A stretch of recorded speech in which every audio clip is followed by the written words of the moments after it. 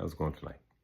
Well, I almost had you guys something a little bit different. I keep talking about like I like nature and all these things, and I was out for a walk with the family. We are doing a hike up at a lake kind of near here, whatever, and I was all ready. I was like, yeah, I'm gonna film a sweet video, and it's gonna look cool right when the sun's coming down, and yeah, and all this stuff. But yeah, I don't know. I thought I had something to talk about, and then I went and I started like connecting with the tree, and next thing you know, like my brain was just like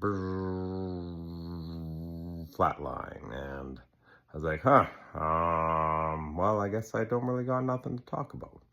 And then I figured, that must have been that maybe like what I was thinking about talking about was probably not meant to be heard or something like that. So it's, hey, it's the way it goes sometimes, right?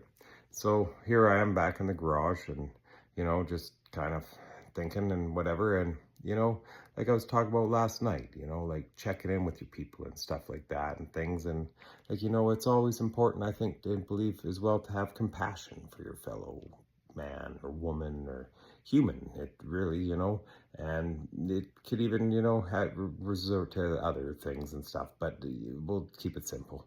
And so, like, it's just, yeah, you never really know what somebody's going through.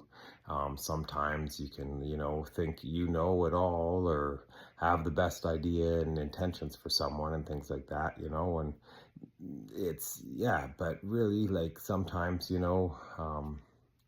it's easier just to ask somebody instead of assuming or thinking, like, oh, you should try this or you should do that or blah, blah, blah, and things, because then you kind of tell people in a roundabout way without saying it. They're like, hey, I think I know how you should decide for your life better and things like that. And so, when I'm saying check in, I'm not necessarily saying like, tell people how to do things or whatever and stuff. Maybe if somebody asks you for some advice or asks for your opinion.